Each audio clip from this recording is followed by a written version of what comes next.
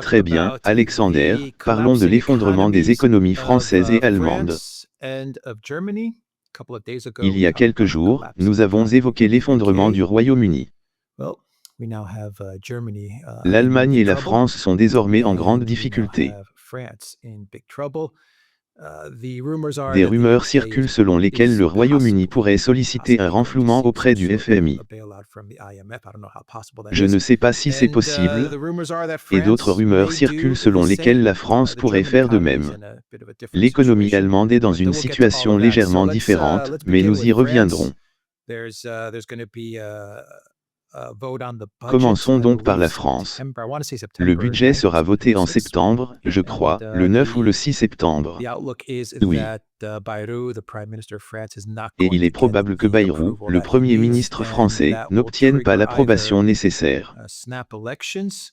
Cela déclenchera soit des élections anticipées, soit Macron pourrait choisir de nommer une autre personne au poste de Premier ministre. On verra bien quand le vote aura lieu, mais il semble que but n'ait pas le soutien des socialistes ni du Rassemblement national. Bref, que pensez-vous de la France ? Ensuite, nous passerons à l'Allemagne. Nous avons fait une émission sur la situation en Grande-Bretagne et nous avons parlé de la gravité de la situation en Grande-Bretagne, mais elle est tout aussi grave, quoique légèrement différente, en France. Vous avez dit qu'il y avait des rumeurs selon lesquelles la France pourrait également devoir demander un renflouement et déposer une demande auprès du FMI.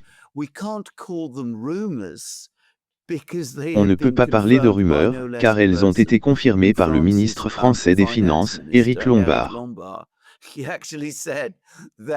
a déclaré que si le budget n'était pas adopté, et je crois que c'est le 8 septembre, s'il ne l'était pas. Oui.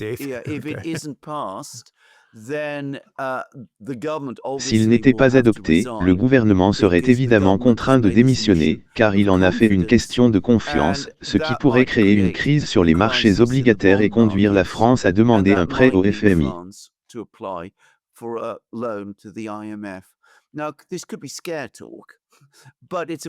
Cela pourrait être un discours alarmiste, mais c'est assez extraordinaire que le ministre des Finances d'un pays agisse ainsi et vienne dégrader la note de crédit de son propre pays.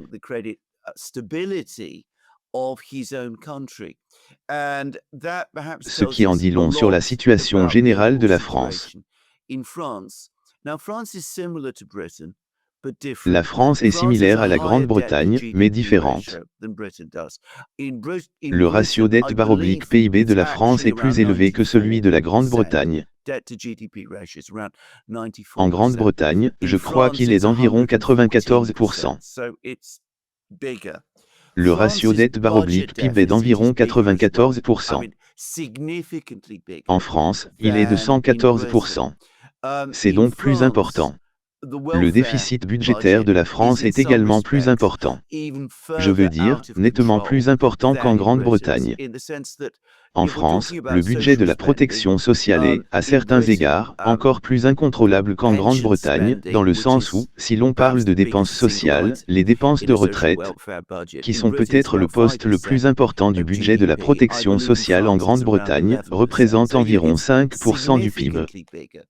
Je crois qu'en France, elles sont d'environ 11%.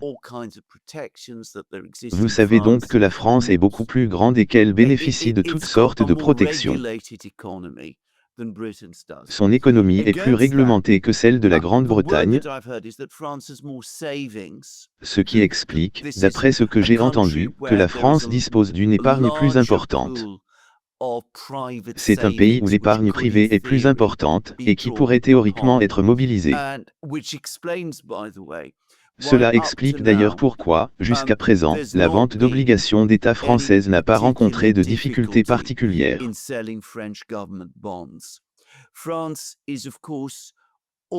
La France possède également une base industrielle importante. Je ne suis pas sûr qu'elle soit plus grande que celle de la Grande-Bretagne, mais elle est plus compétitive et plus visible à l'exportation. Nous connaissons tous Airbus, par exemple, dont le siège social est principalement en France. La France possède sa propre industrie automobile et bien d'autres choses du même genre. Elle possède donc une industrie manufacturière plus forte et plus compétitive, ainsi qu'une base technologique peut-être un peu plus solide. Mais, et c'est peut-être le plus important, la plus grande différence est que la France fait partie de la zone euro, contrairement à la Grande-Bretagne. Cela signifie que si une crise de solvabilité survient en France, c'est une crise de solvabilité pour la zone euro. Si une crise de solvabilité survient en Grande-Bretagne, c'est une crise qui touche spécifiquement la Grande-Bretagne.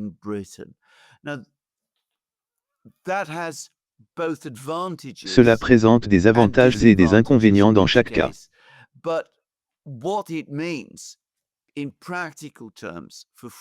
Mais concrètement, pour la France, si elle subit une crise majeure sur les marchés financiers, et ce qui est tout à fait possible, car tout le monde s'accorde, comme pour la Grande-Bretagne, sur le fait que la trajectoire actuelle est intenable, elle ne peut pas continuer à dépenser comme elle le fait. Son économie est aussi stagnante que la Grande-Bretagne. La croissance, je dois le préciser, a été encore plus faible en France ces 2 dernières années qu'en Grande-Bretagne. Si une crise financière survient en France, elle affectera inévitablement l'ensemble de la zone euro. Et si un plan de sauvetage est mis en place, cela impliquera inévitablement l'intervention des institutions européennes, la Banque centrale européenne, la Commission européenne et, en fin de compte, les financeurs de ces 2 institutions, à savoir les Allemands. Cela va donc alimenter la crise européenne, qui est également en développement. Je ne suis pas sûr d'en savoir moins sur la situation en France que sur celle du Royaume-Uni. Je ne suis pas sûr que nous soyons aussi proches d'une crise en France qu'en Grande-Bretagne. Mais examinons simplement l'aspect politique de la situation, car ce qui se produit généralement avec une crise sur les marchés obligataires, c'est qu'il y a aussi une perte de confiance dans le gouvernement. Nous commençons à le constater en Grande-Bretagne, où la crédibilité du gouvernement Starr, de ses autorités, s'effrite. Mais parlons de la France, qui va probablement perdre des voix au Parlement français le 8 septembre. C'est un budget inacceptable pour le Rassemblement national. C'est un budget inacceptable pour la gauche. Macron a tenté de séparer une partie de la gauche de Jean-Luc Mélenchon, le gauchiste pur et dur qui a formé cette coalition lors des dernières élections législatives françaises de l'année dernière, convoquées prématurément par Macron. Il a essayé, comme nous l'avons évoqué dans des émissions précédentes, de rafler des soutiens pour bricoler une coalition avec son parti au centre. Cela a fonctionné jusqu'à un certain point, mais le budget que Bayrou a été contraint de proposer est si strict, si draconien dans les coupes budgétaires qu'il prévoit, qu'il semble que ce soutien revienne à Mélenchon. Il semble donc que le gouvernement Bu va perdre le vote du 8 septembre. Ils en ont fait une question de confiance. Ils doivent démissionner. S'ils démissionnent, la France se retrouvera sans gouvernement. Il semble impossible qu'un gouvernement remplaçant Byrrhus puisse présenter un budget comme celui de Byrrhus et réussir là où Bu a échoué. Rappelons que M. Macron lui-même, en tant que président, n'a plus qu'un an devant lui. Il ne peut pas rester au-delà du 27 mars 2027, je crois. Il lui reste donc un an et demi. De toute façon, il arrive au terme de son mandat. Il va avoir du mal à trouver un nouveau Premier ministre. Ses tentatives de former une coalition parlementaire ont échoué. On a parlé d'élections anticipées, mais les sondages suggèrent que si elles ont lieu, le Rassemblement national remporterait probablement une majorité absolue. Macron ne le souhaite probablement pas. Il a résisté jusqu'à présent aux propositions de convoquer des élections. Il reste donc deux options. La première, il démissionne et la tenue d'élections présidentielles en France. Il a lui-même évoqué cette possibilité par le passé. Il l'a fait après les précédentes élections parlementaires. Je pense que sa vanité rend improbable qu'il le fasse. L'autre option est de déclarer l'état d'urgence, d'exercer ses pouvoirs de président, de nommer un premier ministre et de tenter de gouverner par décret. Apparemment, la constitution de la République, la République française, le lui permet jusqu'à un certain point. S'il le fait, si nous nous dirigeons vers un régime présidentiel d'urgence, je comprends comment cela pourrait créer un effondrement de la confiance et conduire à une crise sur les marchés obligataires. Nous sommes donc dans une situation très précaire en France. Et si ce genre de choses commence à se produire, alors nous pourrions commencer à voir cela se traduire par une crise plus grave dans la zone euro. Les institutions financières, la Banque centrale européenne, la Commission européenne, le gouvernement allemand étant tous impliqués et nous pourrons en discuter des implications dans un instant. Oui, nous devrions discuter de ce que cela signifie pour l'Allemagne de renflouer la France. Je veux dire, quand vous parlez de l'UE qui renfloue la France, vous parlez de l'Allemagne venant à la rescousse de la France, je ne pense pas que l'Allemagne puisse le faire. Je veux dire, non, vous savez, nous ne parlons pas de la Grèce ou de Chypre ici. Non, nous parlons de la France. C'est tout simplement trop gros. Même pour l'Allemagne, tout simplement trop gros. Et l'Allemagne n'est pas dans une si bonne situation en ce moment pour renflouer la France. Mais vous savez, Macron, ça semble être sa meilleure option s'il regardait les meilleurs intérêts de la France, sa meilleure option semble être de démissionner et de convoquer des élections. Oui, absolument. C'est là où nous en sommes en ce qui concerne les meilleurs intérêts de la France sans équivoque. Sans équivoque, il est profondément impopulaire. Il est arrivé avec un programme de réforme qui a échoué. Je veux dire que tout son programme a échoué. C'est un échec. C'est un échec. C'est un échec complet. C'est un échec d'un président de tout. C'est un échec complet. Il démissionne. Il convoque des élections. Il est fort probable que le vainqueur soit celui présenté par le Rassemblement national. Logiquement. Mais nous savons tous que ces problèmes juridiques causés par Macron, ses associés et le Conseil d'État ont été soulevés. Quel que soit le candidat, le président de la République. Puisque le Rassemblement national est actuellement le parti le plus populaire, convoquerait des élections législatives.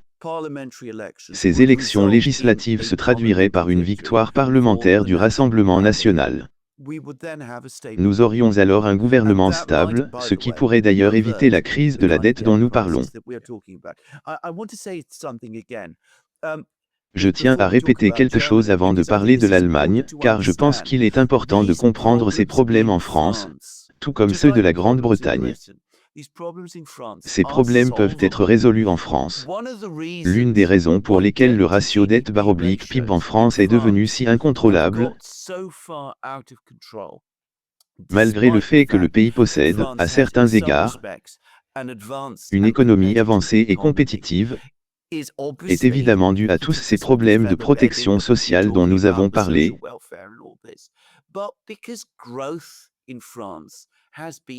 Mais la croissance en France a été si faible.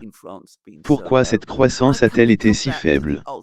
Revenons à l'explication ultime, l'euro et le système de l'euro. Si la France avait pu gérer elle-même sa politique monétaire, le franc aurait été déprécié, ce qui aurait renforcé les avantages concurrentiels de l'économie française. La croissance serait revenue en France.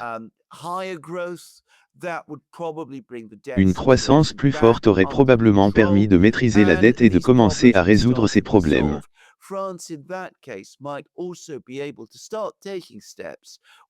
Dans ce cas, la France pourrait également prendre des mesures pour exploiter ses vastes réserves de richesses.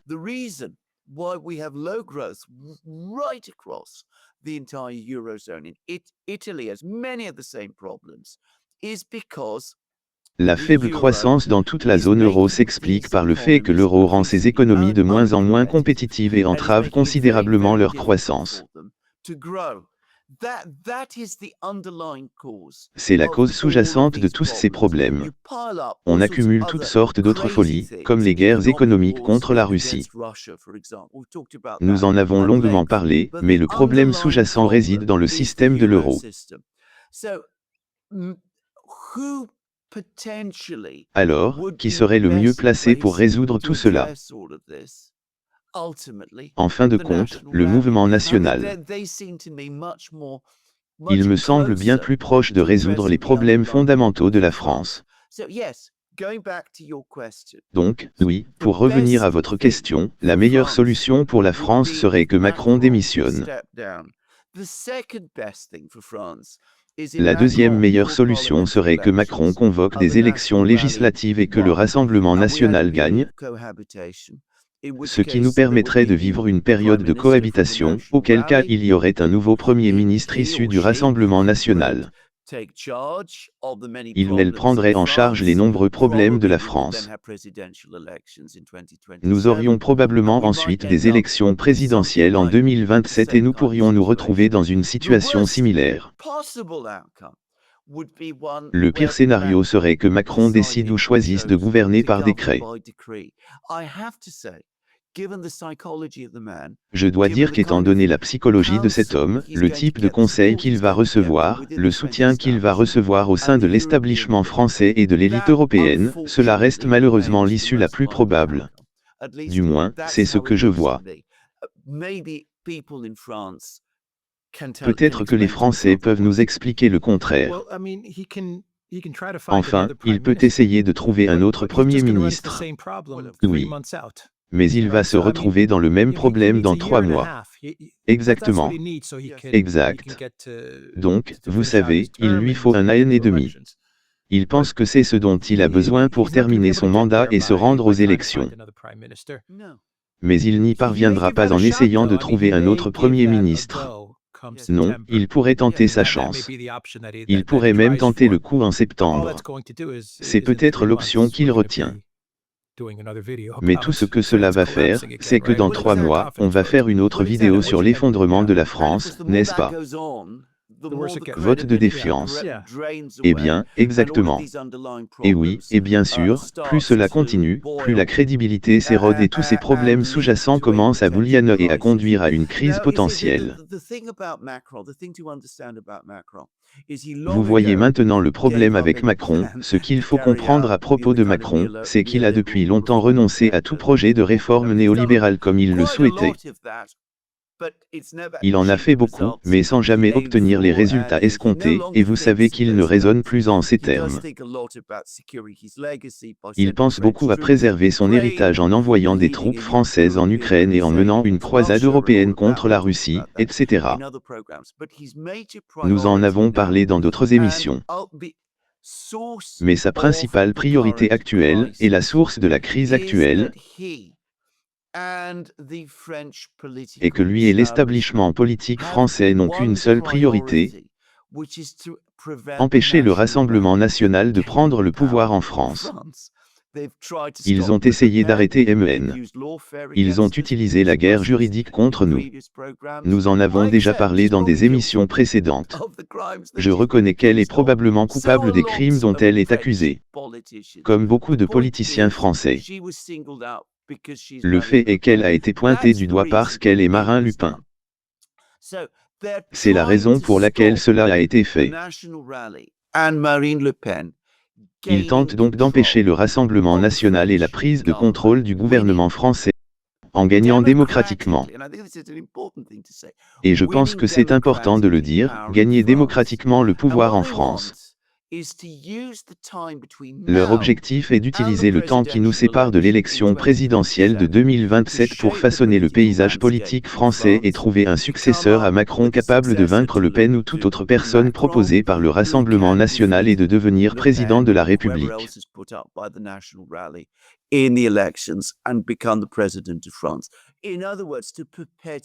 En d'autres termes, perpétuer l'euro. Nous avons vu cela se produire dans de nombreux pays. Et cela crée une crise toujours plus profonde en France, car ces problèmes s'accumulent et la France est de plus en plus ingouvernable, et la crise s'aggrave.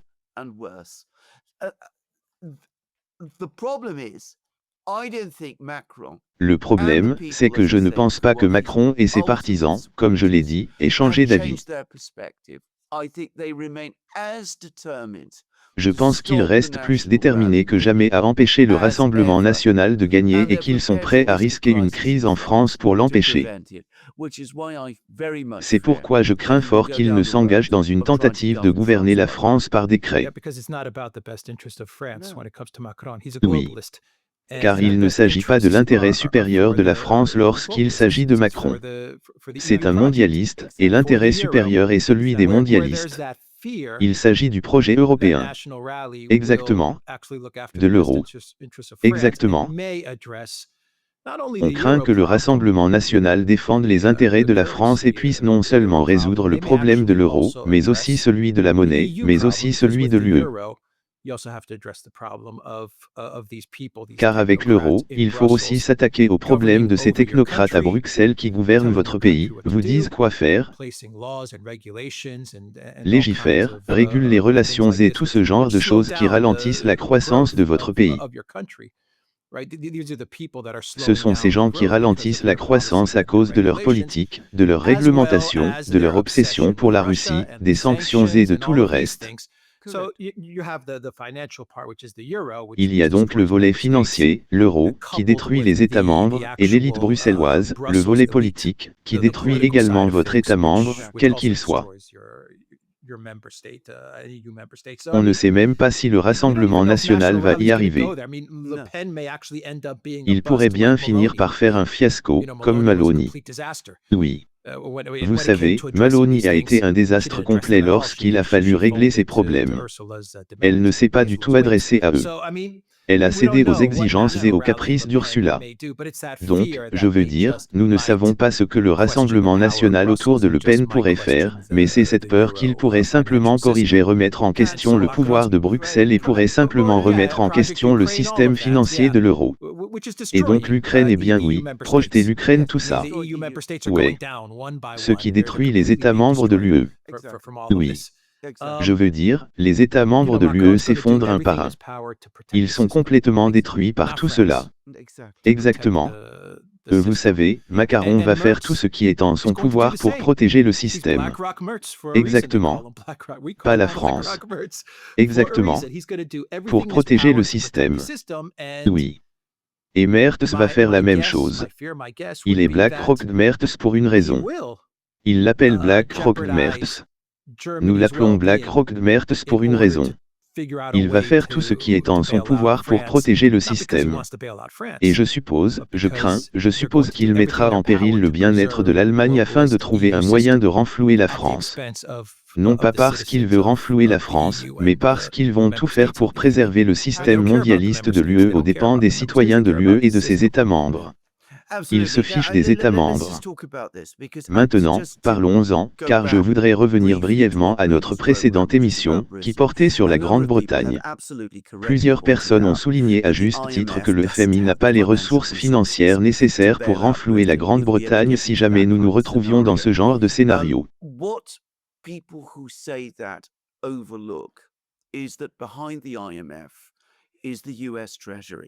Ce que ceux qui disent cela oublient, c'est que derrière le FMI se trouve le Trésor américain. Si un renflouement de la Grande-Bretagne est envisagé, il devra en fin de compte être négocié entre la Grande-Bretagne et les États-Unis. C'est un sujet crucial, et j'en ai parlé dans l'une de mes émissions. Cela signifierait que la Grande-Bretagne devrait être renflouée par Donald Trump et Scott Bess. On peut se demander s'ils le souhaiteraient, et ce ne serait certainement pas populaire en Grande-Bretagne. Mais serait-ce populaire aux États-Unis? Ce ne serait pas populaire non plus aux États-Unis. Mais c'est là le point faible. En Europe, si l'on parle de la France, c'est l'Allemagne. L'Allemagne a tout soutenu. C'est le pays qui était au cœur de tous les plans de sauvetage de 2011, 2018 et 2012, comme celui de Chypre en 2013, et c'est l'Allemagne qui a essentiellement dicté l'issue.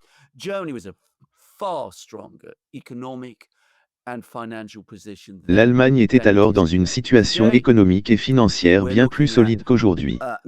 Aujourd'hui, le ratio dette/PIB n'atteint pas 60%. En fait, la situation se détériore rapidement, car MZ a déjà supprimé l'allègement de la dette. Il dépense de l'argent pour ce qu'il appelle les infrastructures. Il dépense de l'argent pour le réarmement. Il donne 9 milliards d'euros par an à l'Ukraine. Des sommes incroyables. J'ai lu des articles entiers expliquant que cet argent n'est pas utilisé pour stimuler la productivité en Allemagne.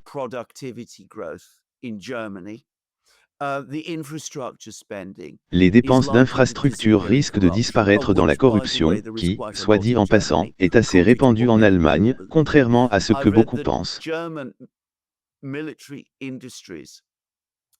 J'ai lu que l'industrie militaire allemande n'a tout simplement pas la capacité de se réarmer à l'échelle exigée par les États-Unis. Cela va donc créer des problèmes d'inflation au sein du système industriel allemand et se répercuter inévitablement sur les importations d'armes en provenance des États-Unis. De toute façon, la politique de Merz va entraîner une augmentation des importations en Allemagne, car toutes ces dépenses doivent être absorbées d'une manière ou d'une autre, et elles finiront par l'être par les importations. Si vous enregistrez d'importants déficits budgétaires, vous injectez de l'argent dans l'économie. Si votre économie, si votre industrie, ne peut pas absorber tout cet argent, la seule façon d'y parvenir est d'importer. Et c'est ce qui va arriver à l'Allemagne. L'Allemagne est donc dans une très mauvaise position pour renflouer la France. Or, la France est une grande économie, et nous parlons ici d'une économie du G7. Ce n'est donc pas comme renflouer la Grèce, ni même, oserais-je dire, l'Italie ou l'Espagne, qui pourraient subir des dommages. Le ratio dette/PIB en France est très mauvais. La croissance, comme nous le savons, est très faible. Je ne pense pas que l'Allemagne puisse y parvenir. Voici donc ce qui va se passer, selon moi. Premièrement, vous avez tout à fait raison. Merz ne va pas abandonner. Il ne voudra pas faire de compromis sur son grand projet de réarmement et de dépenses d'infrastructures en Allemagne. Il voudra cependant renflouer la France. Alors comment va-t-il s'y prendre? Il y a une solution évidente, les euro-obligations. Il va donc émettre des euro-obligations.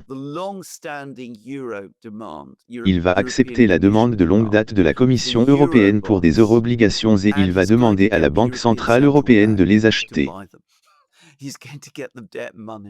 Il va monétiser la dette.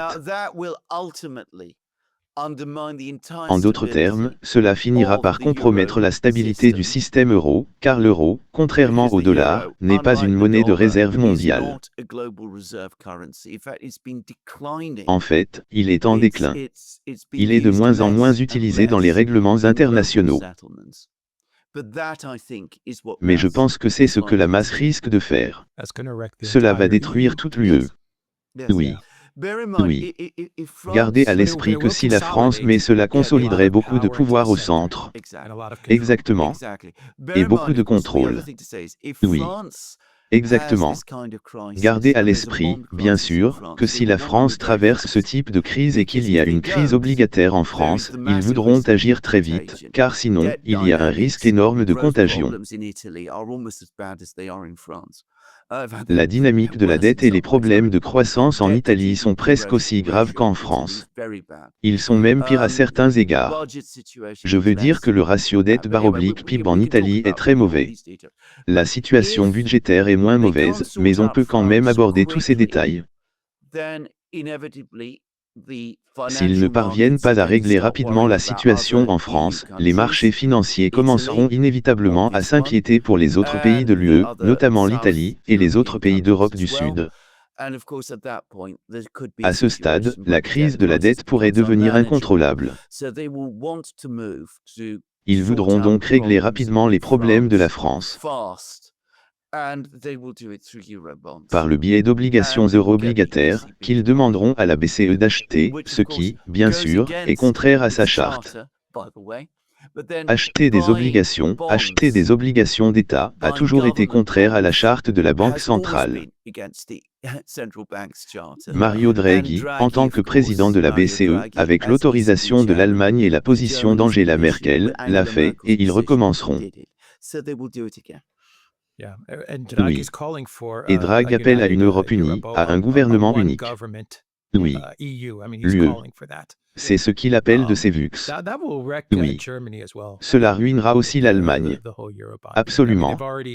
Toute cette histoire d'euro-obligation. Ils ont déjà en quelque sorte supprimé l'allègement de la dette et tout ça. Absolument. Une fois que les euro-obligations seront lancées. Oui. Et toute la dette est désormais partagée entre les États membres de l'UE. Oui. C'est fini pour l'Allemagne. C'est fini pour la Finlande, les Pays-Bas, pour tous les pays qui ont résisté. Oui. C'est fini pour eux. Exactement.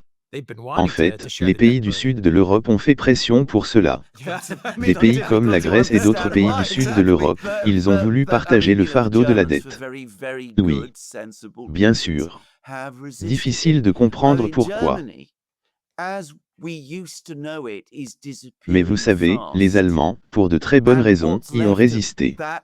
L'Allemagne telle que nous la connaissions disparaît rapidement, et ce qui reste de cette vieille Allemagne que nous connaissions, l'Allemagne qui économisait de l'argent, qui avait, vous savez, le système financier qui était essentiellement axé sur le soutien aux entreprises, y compris les entreprises familiales et les entreprises industrielles, la machine à exporter et tout ça. Si cela arrive, l'Allemagne est morte. Vous pouvez l'oublier. Je veux dire, dans quelques années seulement, elle aura complètement disparu. Oui. Tout cela est planifié, Alexandre. Tout cela est planifié.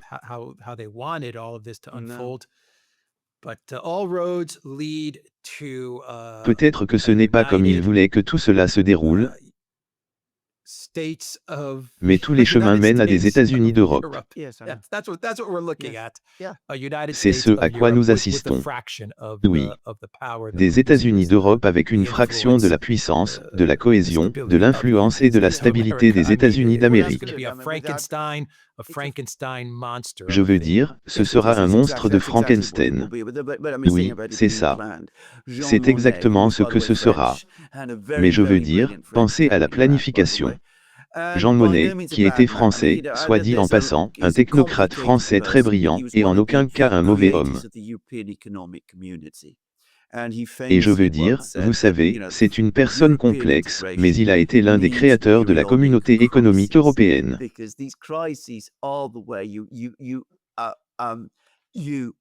Et il a dit un jour, célèbre, que l'intégration européenne a besoin de crises périodiques, car ces crises sont la façon dont on surmonte chaque crise qu'on crée soi-même en poussant plus loin l'Europe et en poussant toujours plus loin le processus d'intégration. Je sais que j'ai très bien étudié Monnet.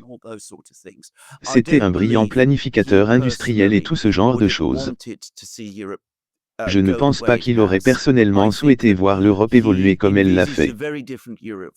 Je pense qu'il envisageait une Europe très différente de celle que nous avons. Je ne veux pas entrer dans les détails, car ce n'est pas ce genre de programme. Mais ce que je dirais, c'est que lorsque vous dites que c'est planifié, vous pouvez voir que c'est une version déformée et corrompue de ce dont Monet parlait dans les années 60.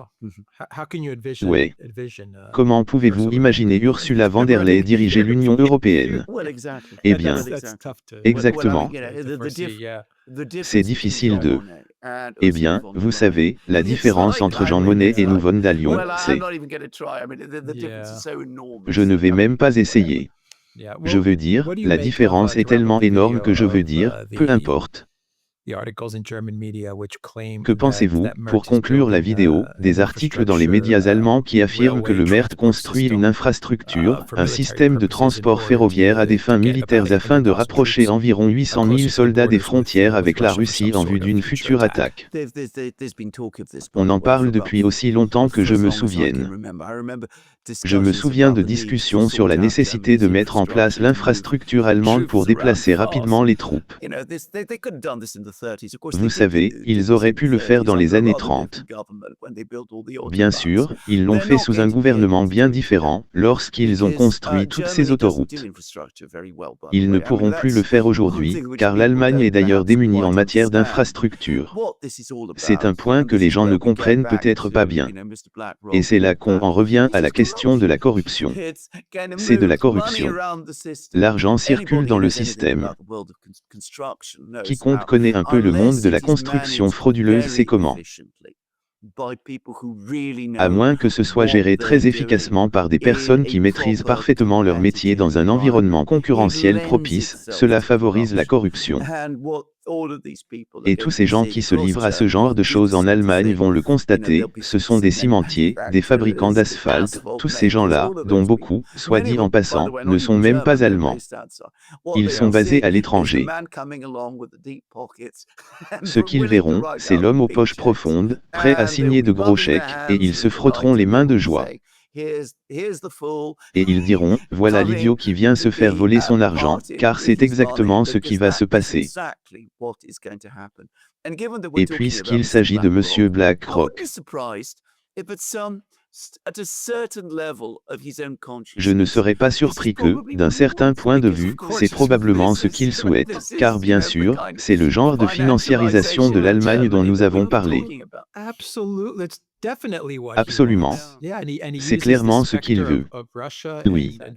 Et il utilise le spectre de la Russie et de la russophobie pour en arriver là. Oui. Oui.